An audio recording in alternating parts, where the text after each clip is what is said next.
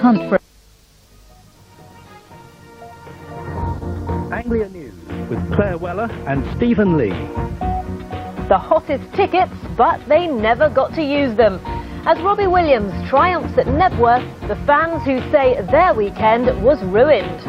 Plus, the heat is on, and this is only the start. We're all set for a whole week of summer sunshine. And Rat deserts a sunken ship, a last-minute escapee as demolition teams clear wrecks from a famous beauty spot.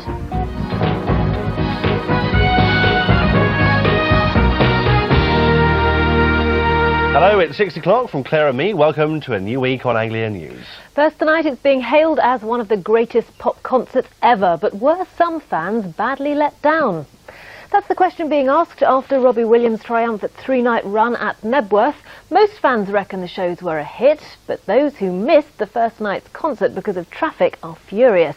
And some other fans say the auditorium was cramped and badly designed. Well, Anglia News reporter Philippa Heap is there for us tonight. Philippa, what can you tell us?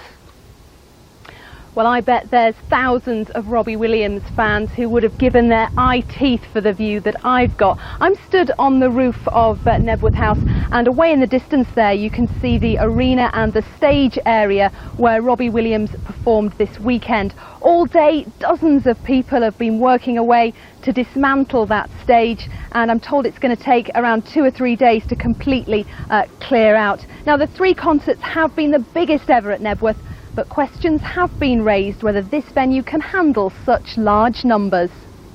My name is Robbie Williams. This is my band. Come on, help me. Yeah, He came, he sang, he conquered. help me.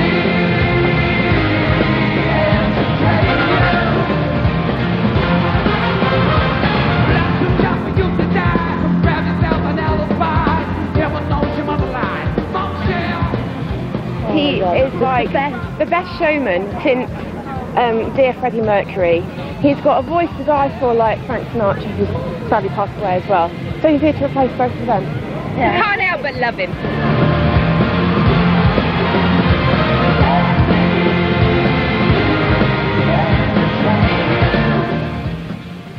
Today it was the morning after the weekend before, and a massive clear-up got underway. Time to reflect on a weekend that made musical history, and for many, a weekend of waiting and waiting. We got there at 7:30, 8 in the morning, and we almost got stampeded in the rush. We did feel that perhaps they should have set the stalls up earlier, the little gangways, to be able to go and wait in queue, perhaps a little bit earlier than they did. But once we got in there, we ran all the way down to the pits, and we were centre stage right at the front. Absolutely fantastic. I knew there was going to be pushing, I knew there was going to be shoving. What do you expect? It's Robbie Williams, you know? Come on! As thousands headed for Knebworth and Robbie for the first of his 3 sellout concerts, the roads came to a standstill. Just the most amazing day. If it can get any better than it already is now, it'd be some achievement. But for some, the delays were too long. After 5 hours in their car, sisters Louise and Claire Blackledge gave up and headed for home, to Flitwick in Bedfordshire, normally just a short drive away. Boring, horrible, just getting more and more frustrated, and looking at everybody else in their cars, and they all looked fed up as well, and it was just really disappointing. Terry Lawson from Galston in Norfolk went with a friend to Saturday's concert, but left the auditorium and set off home before Robbie's performance even began. Terry says getting into Knebworth was no problem, but once inside she was appalled by the conditions. It was horrific. People were complaining, tempers were frayed, it was awful. We came away from the crush because we were scared for our own safety.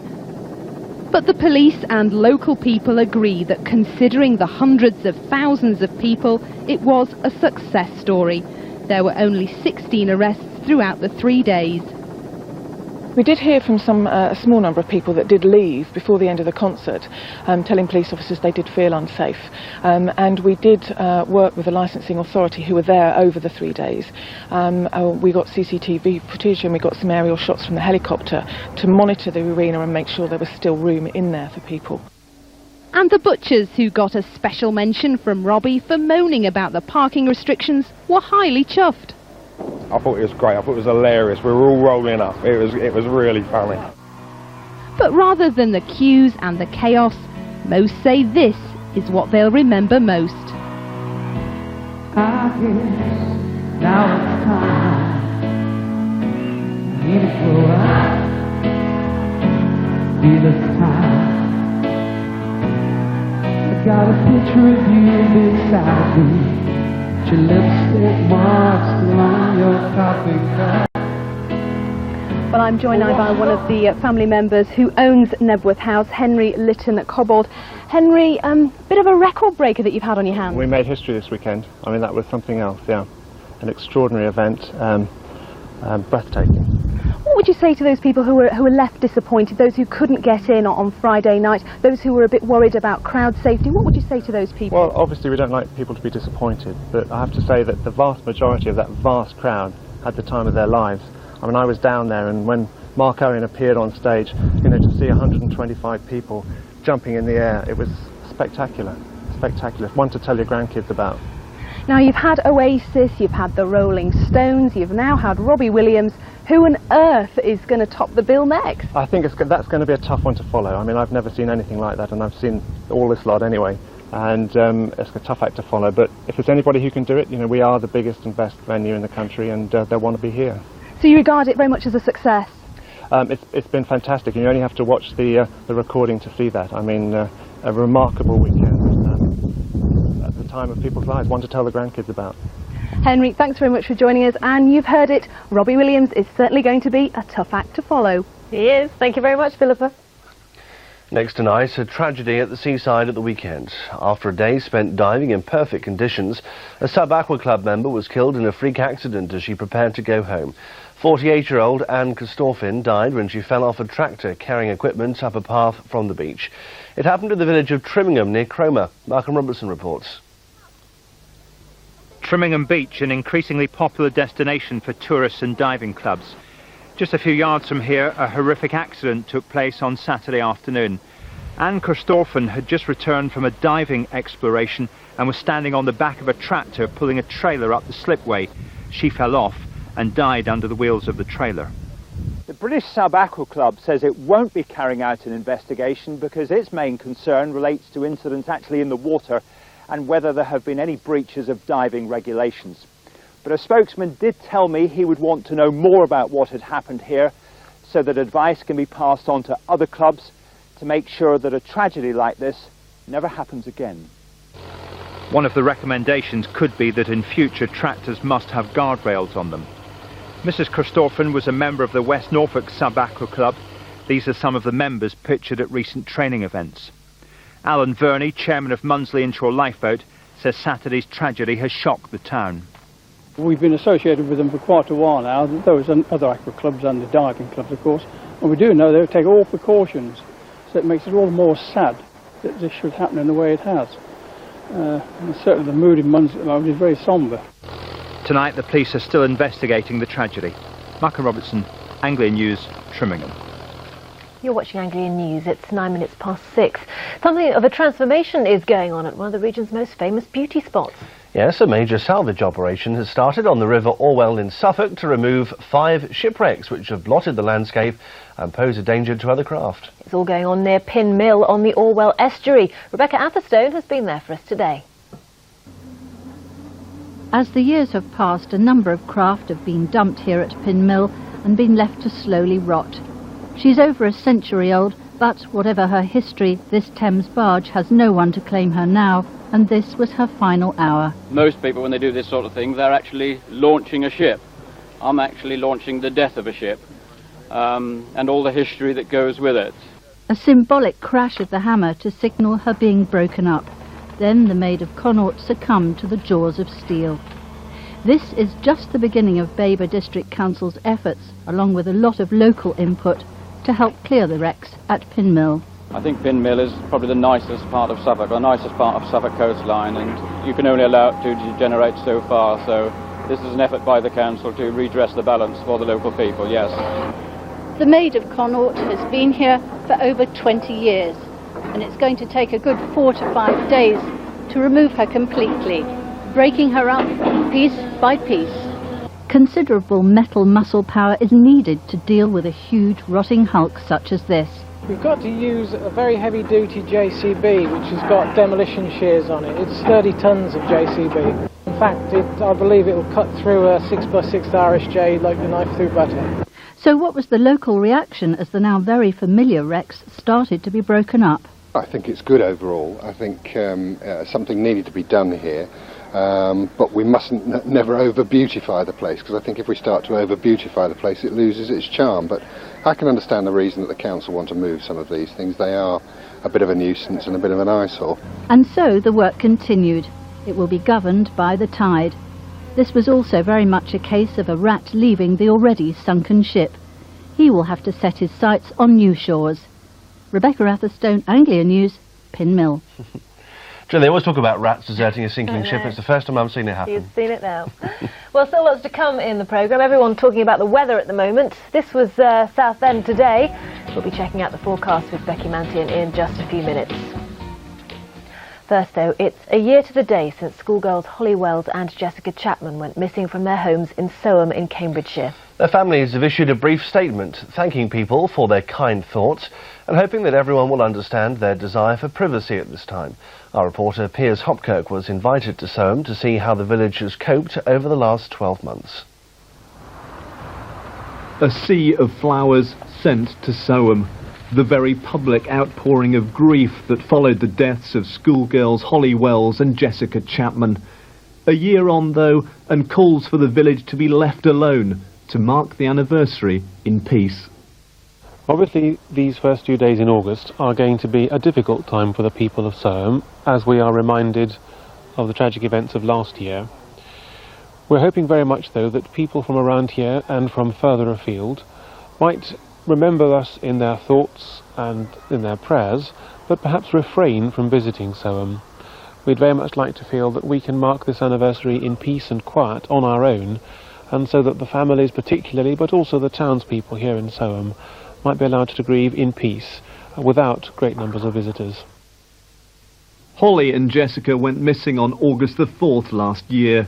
Their bodies were discovered a fortnight later in a remote area of woodland near RAF Lakenheath in Suffolk.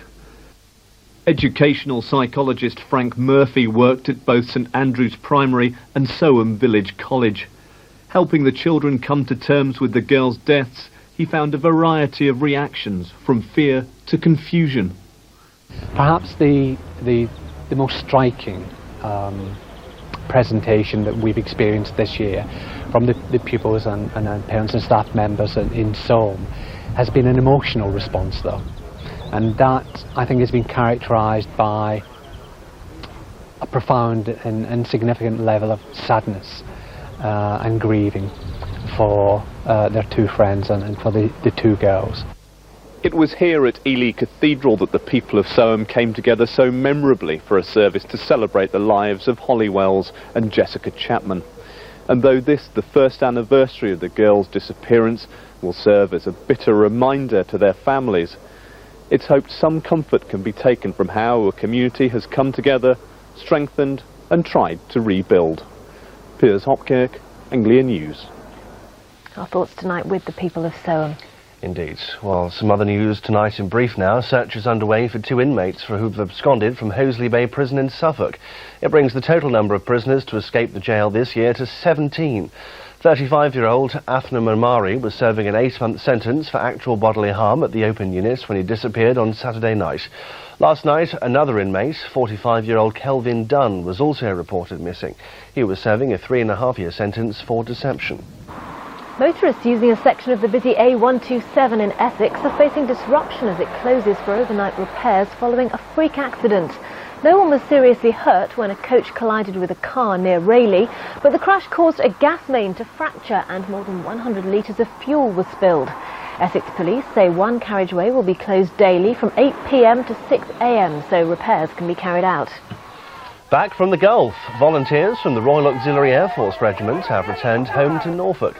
35 reservists from 2620 Squadron were met by their friends, family and civilian employers on their return to RAF Marham.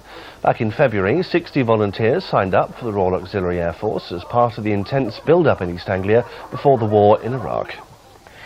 Now, just when you thought it couldn't get any hotter, experts are apparently saying that we could be in for a record-breaking heatwave. Well, let's hope so. If the temperatures reaches 100 degrees Fahrenheit this week, it'll be the first time ever. But that's not half as hot as where we sent our reporter Stuart Leith today. I've come to this sauna where the temperature can reach around 100 degrees centigrade. That's just over 200 degrees Fahrenheit, and it's extremely hot. Well, experts are saying the temperature outdoors could reach 100 degrees Fahrenheit. Now that's around 38 degrees centigrade, so that's less than half the temperature that it is in here. There's still a way to go before we reach 100 degrees Fahrenheit in our region. The top temperature today was 31 degrees centigrade, that's 88 in Fahrenheit. But people are still making the most of the heat wave. In Clacton today, sunseekers were taken to the beach in temperatures of around 27 degrees centigrade, that's 80 in Fahrenheit. And in Southend they enjoyed a sunny 25 degrees centigrade or 77 in Fahrenheit. Bookmakers have slashed the odds of the temperature reaching 100 degrees Fahrenheit for the first time since records began. Well, at the start of the year we opened up at 25 to 1, but as you can see the temperature's risen recently and drastically, and since then there's been a lot of interest, and the 25 to 1 was taken, and up until mid-July you could have had 14 to 1, and now that's gone right down to 7 to 2 because we've taken a lot of money on it, so we've shortened the price accordingly. It may be fun to bet on the sun, but experts continue to warn of the danger to our skin. There is no such thing as a safe tan. If somebody is getting a tan, then it is a sign that they're damaging the skin and getting damage to their DNA. And if they're repeatedly tanning, then they will be storing up problems for the future in the form of sun damage and eventually skin cancer. It's not only dermatologists who are worried about the effects of the sun. There's also an increased risk of forest fires in areas like Thetford. We do everything we can to avoid it. We keep the grass cut short in areas where we know we've got high public access. Obviously we can't do that everywhere, but we cut wide rides to try and give a fire somewhere to stop. But yes, it could happen here. There's public in the forest, and I'm afraid the public is where the fires start normally, unfortunately. So for those who have time for fun in the sun, these spiralling temperatures can be enjoyed with the proper precautions. Meanwhile, people like these road workers in Norwich who have to work outdoors won't be welcoming the news that this could be a record-breaking heatwave. Stuart Leith's Anglia News, Norwich. Stuart Leith, the reporter who wears a shirt and tie in the sauna. Well, we're staying with the weather now as we join Becky on the Anglia rooftop. Becky, plenty of talk of us hitting 100 degrees Fahrenheit. Is it really going to happen? Claire, to be honest, I don't know. Highs hit 31 degrees though, that's the high 80s Fahrenheit, really very, very warm indeed, but it's still 7 degrees away from that record, and believe me, that's quite a lot. But having said that, it has been deliciously warm today. Let's have a look. So we'll take a tour around the region. Plenty hot enough for a dip here at Clacton in Essex today. Temperatures here along the coast were a touch cooler than inland, but still at around 27 Celsius, 81 Fahrenheit. We were 6 degrees above the August average. Well, another top coastal spot today was here at Southend. A bit of coastal fog around, as you can see, but still lovely and bright and hot here too. 25 Celsius to 77 in Fahrenheit. Plenty sunny enough to burn. Let's hope the sun cream was being smothered on. Well, feeling hot, hot, hot here at Ipswich too. A touch further inland, temperatures were still soaring. Highs of 27 Celsius. And if you couldn't get to the sea, what better way to cool down than with a tasty ice cream, if you can eat it before it melts, that is.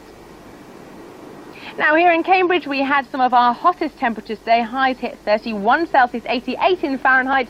For those at work, not terribly nice, but if you were within striking distance of the water, it was absolutely glorious. And continuing in the same vein all week, let's have a look at that. Well, hovering around the high 20s Celsius and into the 30s this week. That's well into the 80s Fahrenheit. Generally dry and bright too, though we may see the odd thundery shower over the next 24 or so hours. I'll have all detail for you at 6:25. Don't forget to join me then. Enjoy the sunshine. Back to you. Thank you very much, Becky. Oh, lovely. Now, I walked past the sports desk on the way down to the studio tonight, and there's a real buzz on the air, George. Yes, you try holding us back. We're all getting very excited indeed. Yes, the football season is, of course, on its way. So, this is the week. It all starts here, and I'm not counting, but in just under 4 days and 21 hours, the new football season is upon us. So, this week on Anglia News, we'll be taking a look at the coming season's prospects for each of the region's clubs as they prepare for the big kick-off. First tonight, we start by the sea at Roots Hall with Southend United. Donovan Blake reports.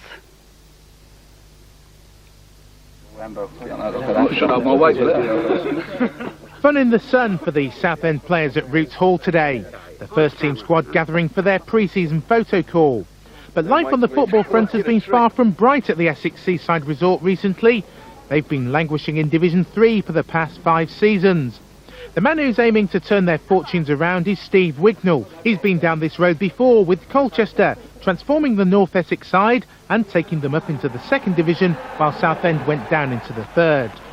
Now Wignall is looking to repeat the feat with the squad he's virtually built himself. Well, I'd be disappointed if we weren't competing round about the playoff region this year. I'd like this team to be in the 2nd Division within 18 months, 2 years, and then pushing from there, because it is a club that can get in the 2nd Division and then not fall back down again. It can go on from there. Since Wignall replaced Rob Newman in April, he's completely changed the playing staff, at least a dozen new players to replace those released at the end of their contracts. And with so many footballers struggling to find a new club, some have moved from higher divisions to join Southend. For instance, Duncan Jupp from 1st Division Wimbledon, and Jimmy Corbett from Premiership side Blackburn. Yeah, if they want to play football, they're going to have to be realistic about their wages, and going right down to the pyramid, right? The Unibond, the Doc Martens League, the Ryman League. Good players are dripping down into there now because they're paying good money part-time. In fact, if anything, it's sometimes cheaper to get a 3rd Division player than it is a top conference player for me. Only 6 players were kept on by Wignall, one of them Leon Court. He was Player of the Year last season and believes success for anyone this year will be hard-earned. Yeah, I mean, because of the money situation of football, people having to drop down a level and whatnot, it's going to be really tough because there's a lot of players that could play in a higher level which have to drop down to this division. So it's going to be really tough for all of us, really. Most bookies have Southend at 28-1 to win the 3rd Division, and they're among the outsiders for promotion. But Steve Wignall's used to being the underdog. He's relishing the chance to bite back with his new troops. Donovan Blake, Anglia News, Southend. So staying with football, Norwich City's teenage star Ryan Jarvis has committed his long-term future to the club. The youngster, who made an impressive debut last season at just 16, has now signed his first professional contract following his 17th birthday. He's put pen to paper and signed up for 3 years at Carrow Road. So cricket, and there was a dramatic finish for Essex in their latest game in Cricket's National League against Kent. They were set 2-5-5 to win. Essex needed just 17 of the last over with 2 wickets in hand, and they couldn't manage a win, but a 4 off their last ball ensured they tied the game. Earlier, Andy Flower hit a century from just 86 balls to keep them in the hunt. Well, that's it from Sport Tonight. We'll be back, of course, with previews throughout the week. Tomorrow, Colchester United. George, thanks very much. Well, next to the story of one man's labour of love to restore a glorious East Anglian landmark. Yes, the sails are set to turn again at a windmill that's been derelict since the night of the great storms of 1953. The project on the marshes just outside Great Yarmouth is coming to fruition with the help of the Windmills Trust and a lottery grant, as David Lander reports. The work started at last, but it's been a long wait. Built 100 years ago, last worked 50 years ago, and waited 20 years for the restoration project to be finalised. At last it is, but this windmill's still nowhere, literally. That's what they call the marshes round here. The man who's at last seeing his dream come true is farmer and agricultural contractor Tom Banham. Since you stood here for 50 years with no weather protection, the timbers are absolutely 100%. It was 50 years ago when these sails last turned. They were blown off by the gales that brought the great floods of 1953. In older times, local people didn't just use the sails to turn the water wheel. They would sit and talk to each other by setting their sails in an inappropriate way to the conditions of the weather. and neighbour after neighbour would pass it on through the marshes, and it could be anything from a birth, a death, a marriage, even down to the customs are on the marshes, hide your hooch. They didn't need mobile phones, they didn't. Tom has leased the mill to the Windmills and Pumps Trust for the next 25 years. They plan to spend more than £150,000 on restoration. Drainage of the marshes these days is done by electricity, and the water table's dropped so much the wheel won't reach the water anymore. So a special circular system will be installed to show how the mills helped reclaim this whole area from marshland. Oh, it's going to be brilliant. My dad, he died 28 years ago. He wanted to repair it. My mum wanted to see it turn again before she passed away, and we've lost her.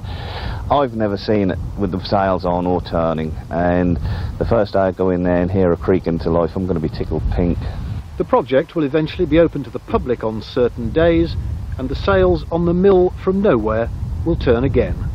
David Lander, Anglia News, Great Yarmouth. Well, such a local landmarks, aren't they, those windmills? It'd be great to see that one working certainly will. again. Quite a project, though. Well, our last word tonight, it's the end of an era. Yes, it looks like the annual Donkey Derby at Potter Heigham in Norfolk is ending after 25 years because of insurance problems. The sun shone yesterday as the donkeys took part in the Potter Heigham Country Fair, but organiser Trevor Culling says public liability insurance is now too expensive and he's expecting it to double or even treble next year. So that's it for Potter Heigham. The donkeys have just one more engagement at North Walsham before they enjoy a well-earned retirement. That's it from us tonight. Thanks for joining us. Bye-bye for now. Good night.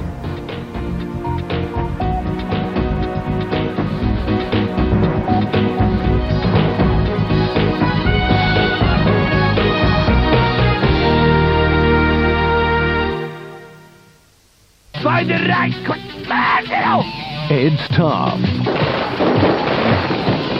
Go! But when you go to war, you've no idea what's coming or what the enemy's likely to do. The training pays off. The Real Red Caps, Tuesday 10:30 on Anglia.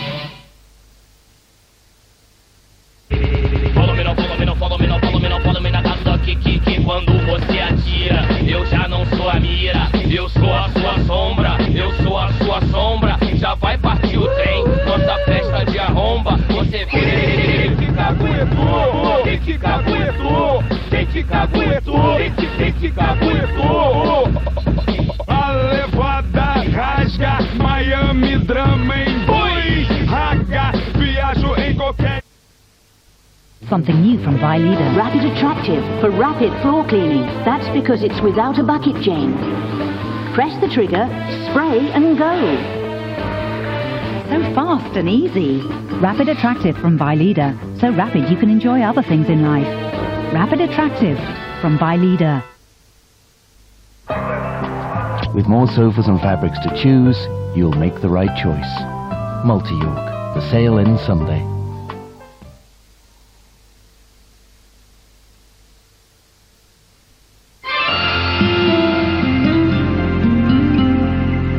Hello again. Well, if you like the hot and sunny weather, you'll have been in your element today. It's been a glorious start to the new week for us here in the east of England. And not just here, we had plenty of clear blue skies right across the UK today. Now, we do have some thundery clouds swirling down there to the southwest. That's going to affect us later on tonight and tomorrow. And that cloud falls along a front which is approaching here from the southwest, you can see.